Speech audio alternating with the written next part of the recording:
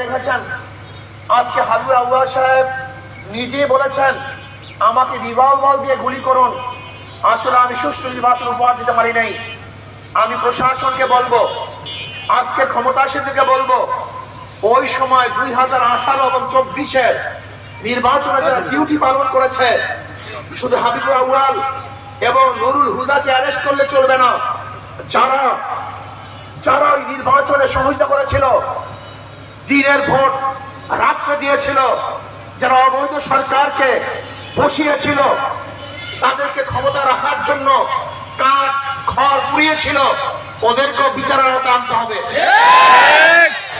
ওই সময় কারা ডিসি ছিলেন, কারা এসপি ছিল, কারা ডিআইজি ছিল, কোন থানায় কোন ওসি দিনের ভোট রাত্রে সংগ্রহ করেছে, সব রেকর্ড সরকারের কাছে আছে।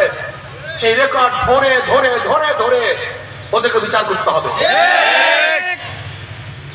আমরা আর বাংলাদেশে অগ্রহণযোগ্য নির্বাচন চাই না, আমরা গ্রহণযোগ্য নির্বাচন চাই। আমরা বাংলাদেশে আর কোনো বৈষম্য চাই না।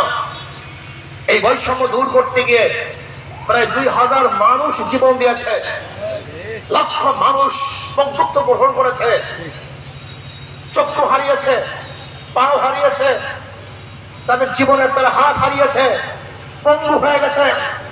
কেন? বাংলাদেশে বৈষম্য থাকবে না। কিন্তু আমরা কি দেখছি, 5ই আগস্টের পরে এক দল আমল দখলদারি, চাঁদাবাজি, বৈষম্য, জুলুম, অত্যাচার, অবিচার, খুন, এমনকি বিএনপিদের মধ্যে খুনাখুনি করতে গিয়ে প্রায় 130-এর উপরে খুন করেছে।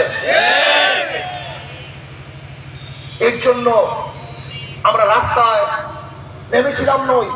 আমরা কেন রাস্তায় নেমেছিলাম? কারণটা কি?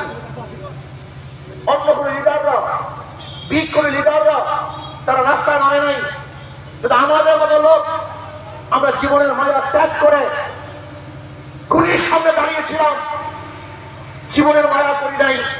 এই বাংলাদেশের মানুষকে মুক্তি দিতে হবে, শান্তি দিতে হবে, তাদের অধিকারকে প্রতিষ্ঠিত করতে হবে, বৈষম্য দূর করতে হবে। কিন্তু আজকে যারা আমাদের রক্তের উপরে, ঘামের উপরে দাঁড়িয়ে যারা চাঁদাবাজি করছে, দুর্নীতি করছে, খুন খারাপি করছে, অন্যায় করছে, অবিচার করছে, বাংলাদেশকে তাদেরকে উৎখাত করতে হবে। এর কারণটা কি? বারবার দল পরিবর্তন করেছি, দেশ পরিবর্তন করেছি, নেতার পরিবর্তন করেছি, কিন্তু মানুষের ভাগ্যের পরিবর্তন কেন হয় না? কারণটা কি?